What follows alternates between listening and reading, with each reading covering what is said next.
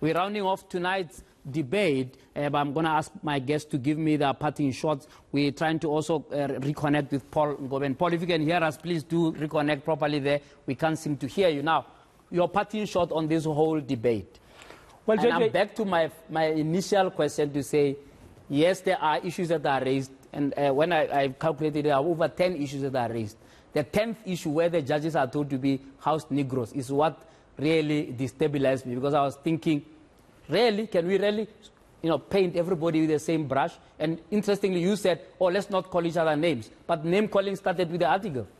Well, JJ, I don't know what would have moved Lindiwe to on that angle to take judges head on. Yeah. And I think that it will be wrong to simply vulgarize her without saying she must have No, she's vulgarized the judges. Nobody's vulgarizing her. No, I'm just saying it's possible that he's got a particular experience that he's talking about. I'm saying we should hear her out as to why did she went and dealt with the judges in the manner in which she did. Well, because her favorite was thrown in prison for refusing to go to the Zondo Commission, maybe.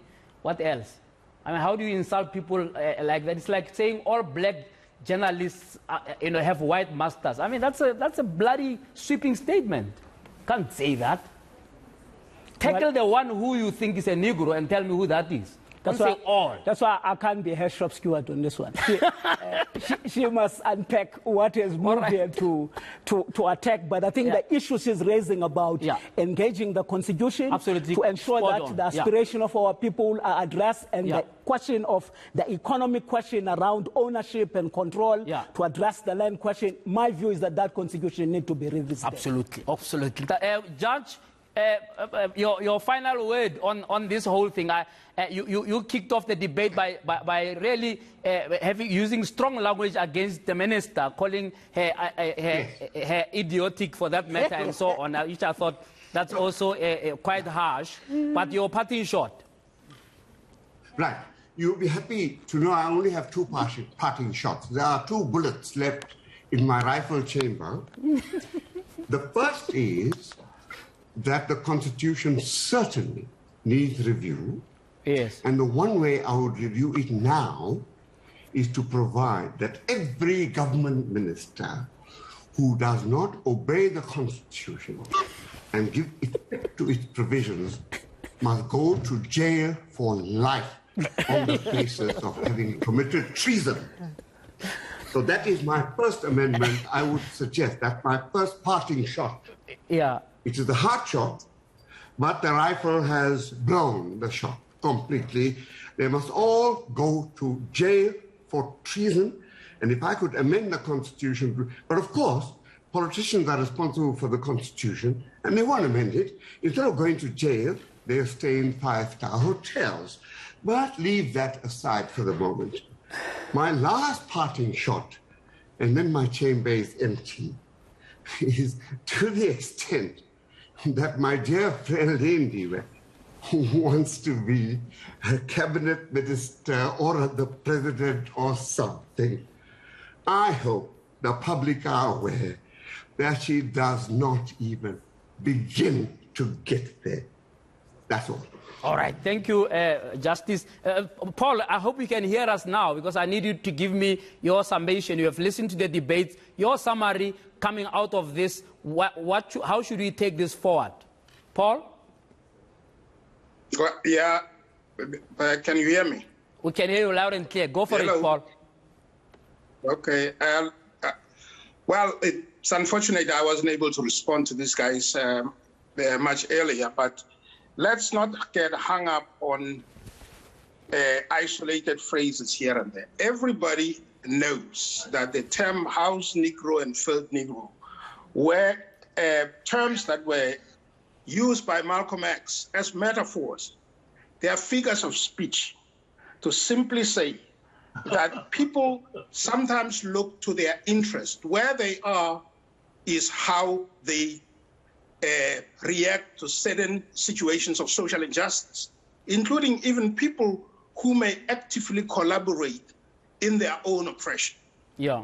So this notion that this was an insult, this is a metaphor. And it's unfortunate that you have judges, for instance, the Honorable Judge Tacoob, who uses foul language, insults, calls people idiots or idiotic. He has done that to Matthew Posa. He has even gone so far as to question whether Jacob Zuma should have been acquitted of rape and things like those. He doesn't, as a judge, consider that to be an insult. But a simple newspaper editorial, a simple article that articulates the problems that is still faced by the majority of black people gets him so hot under the collar that he comes out and even tells you that he hopes Minister Sisulu does not become a president or does not get elected to positions. I mean, who is he to say that? Yeah. I'm sorry, he may have been a judge, but he does not control the majority of the people whose judgment will determine whether Minister Sisulu becomes the president or not. That is why I said in my opening statement that we are dealing here with a factional agenda, people who have come here to further a factional agenda instead of dealing with the issues, the real issues. All right, Paul. Unfortunately, we're going to have to leave it then. That day, Jordan, your parting shot in 30 seconds, please. I think Mr. Ngobeni is being dishonest and he's being deceptive. House Negro is a metaphor, to be sure, but Malcolm said, when he used that phrase, you've got the field Negro. When the house catches on fire, he says, burn, baby, burn. And you've got the house Negro who tries to put out the fire. So the metaphor is an insult, and he must not pretend it was not an insult. He's being very, very dishonest. And when he says we're being factional, he is again being dishonest. I'm in no faction of the ANC. I've never identified with any faction of the ANC. All right. He knows that, or he should know that. Okay. Lastly, yes, if the Constitution has been amended, I don't know how many times. So no one has ever suggested that it is holy writ, that it cannot be touched, it cannot be criticized. All right, we're going to have to leave it there, Mr. Jordan. Day, it has been amended. Thank you very much for your time. So it is a... We're going to have to leave it then, that day, Jordan. Sorry. Unfortunately, we don't have time. We're going to have to leave it there. Gentlemen, thank you for your time. We will continue the debate. Clearly, we don't end today. So thank you for your time. Thank you, Ivan. Thank you, Justice. Thank you, Ndate Ngobeni. Thank you, Ndate Jordan. We're going to have to leave it there. Until we talk frankly again, may God bless you.